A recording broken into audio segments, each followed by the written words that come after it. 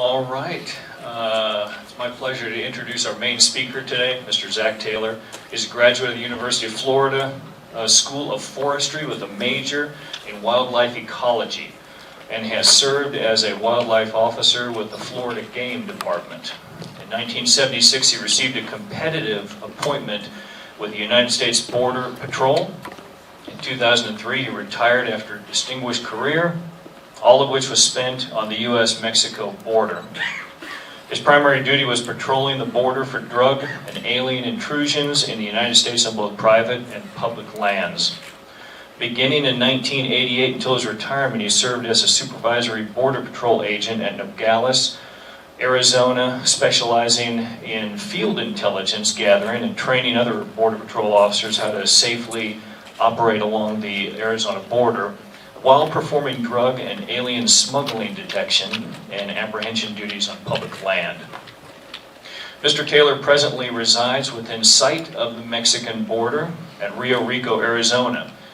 He is a charter member of the National Association of Former Border Patrol Officers and has previously testified at congressional hearings as an expert witness concerning criminal activity in wilderness designation areas.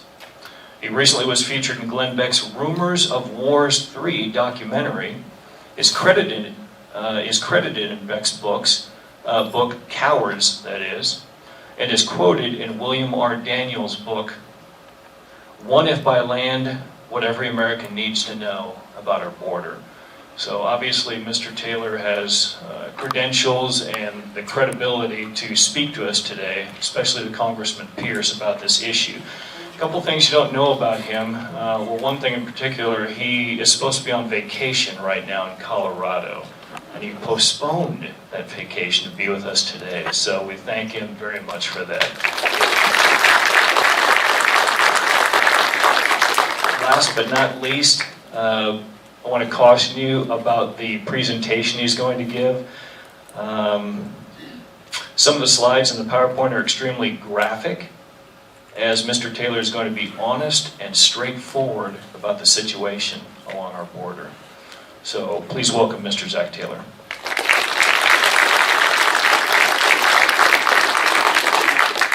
Thank you very much. Congressman Pierce.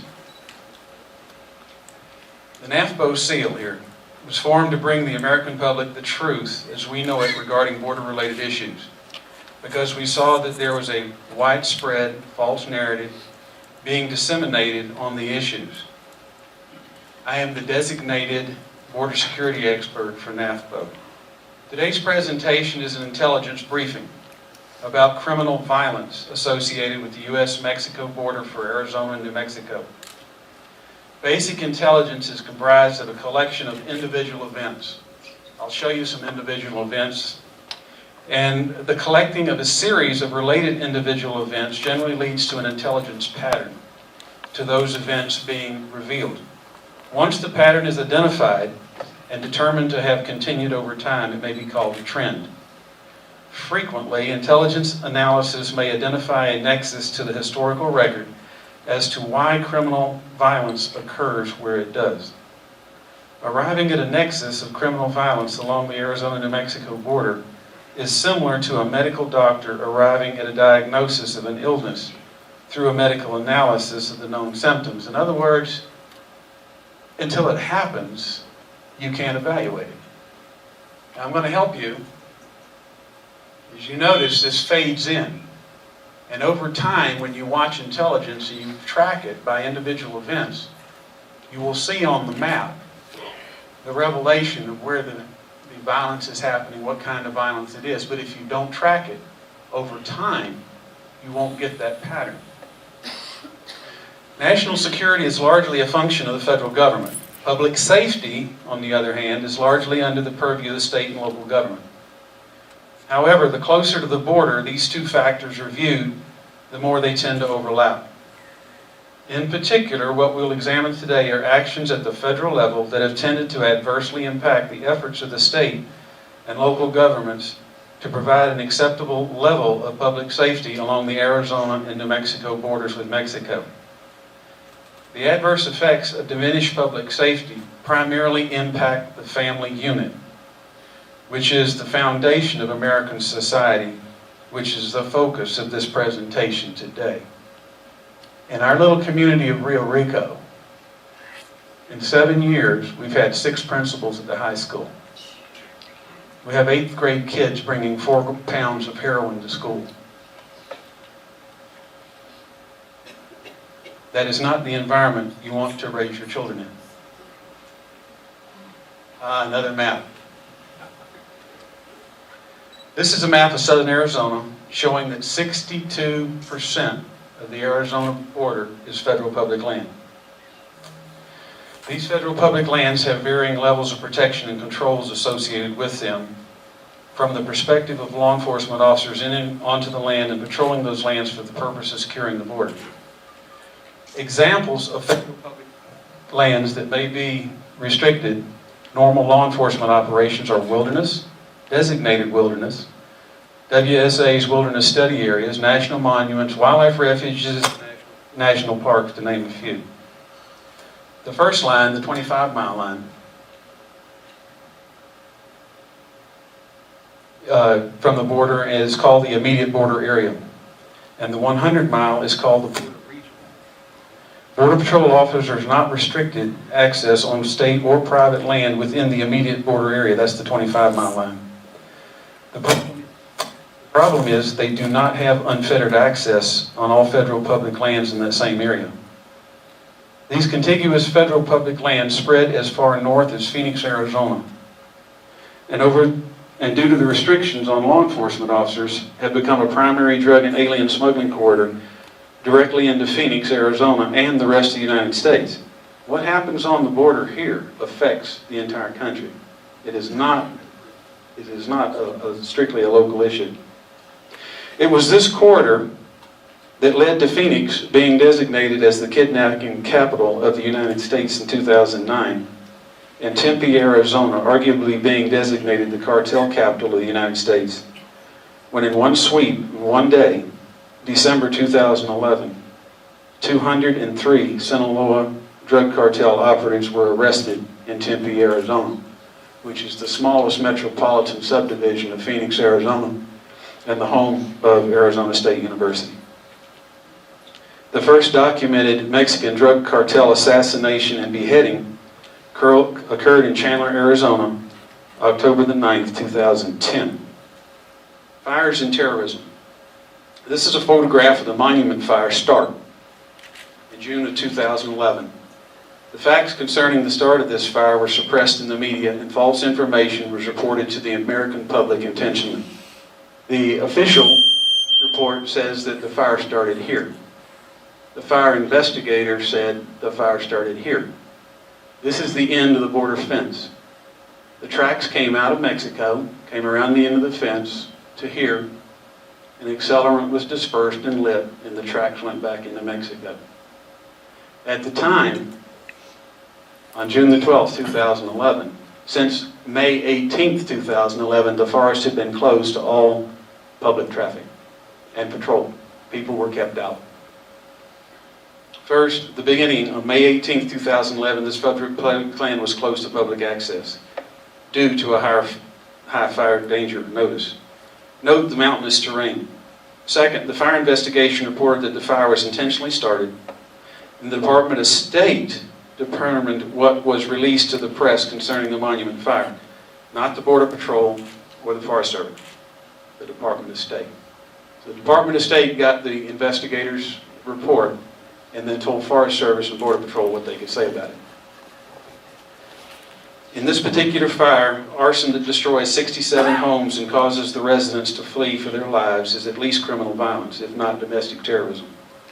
These facts were concealed from the American public by the Department of Homeland Security, the Department of Agriculture, the Department of State, and the mainstream media. If you remember, Senator John McCain got pummeled very heavily for reporting this situation. This is a photograph of the Murphy Complex fire taken from my kitchen window. Notice the mountainous terrain. It's beautiful country. Also, June 2011. The bulk of the fire plume that you see in the center, right there, is where Peck Well is located. That's where Brian Terry was killed. That's where Fast and Furious came to a head. Peck Well is where the Border Patrol agent Brian Terry was killed December 14, 2010 by firearms intentionally provided to known criminals by the U.S. government through Operation Fast and Furious. 3 persons were apprehended that admitted setting the Murphy Complex fire. All 3 were illegal aliens from Mexico. The U.S. Attorney from Phoenix, Arizona, Dennis Burks, would not prosecute the 3 arsonists. Dennis Burks was also the U.S. Attorney with oversight for Operation Fast and Furious for the Department of Justice. The Wildlands firefighter, incident commander for the Murphy Complex fire, went to the largest paper in the state of Arizona, the Arizona Republic, and advised them that the 3 illegal aliens that set the Murphy Complex fire were known and in custody. The Arizona Republic newspaper refused to print the story. Who set the Horseshoe 1 and Horseshoe 2 fires near the Arizona-New Mexico border were also known, and the mainstream media refused to broadcast or print those stories. There is strong speculation that these 4 fires, the Murphy Complex was actually 3 fires. That's why they called it the Murphy Complex. The Horseshoe 1, Horseshoe 2, and the Monument Fire were intentionally set as a result of conflicts between transnational criminal organizations over access to smuggling corridors into the United States. Here's the historical record of fires responded to by the U.S. Forest Service in this immediate border area of Arizona, and comments in their logbook about firefighting in that area. In this case, we're going to talk pretty extensively about a WSA, a Wilderness Study Area. Completed the final requirement for the ideal crime corridor conditions. You can see we already had a wilderness area here, and they extended the wilderness study area 23 miles into the United States. So what happened is when they started cherry stemming these roads, and what that means is the roads that transverse the area, they were getting it ready for regular wilderness designation. It cut access to the central core of the wilderness study area of the Border Patrol and other law enforcement officers. And over time, in tracking the individual incidents of crime in this area, this Peck Canyon corridor, right next to the high school in Rio Rico, matter of fact, the high school is in Peck Canyon, became the most dangerous place on the United States border. What allowed it to happen was the access from Mexico allowed the use of the public land to funnel the illegal traffic into the area 23 miles north of the border. Characteristics of a corridor include reduced access by law enforcement. That's pretty much the #1 thing that has to happen. When you pull the law enforcement out, it's like a suction, like a vacuum. It pulls the criminal element in. Proximity to the international border is the 2nd. Near major highways is 3rd. Right here you have the Santa Cruz River, the Southern Pacific Railroad, Interstate 19. You have a major gas line and power transmission line going cross country. All these serve as landmarks, and it gives the ability to operate in complete darkness.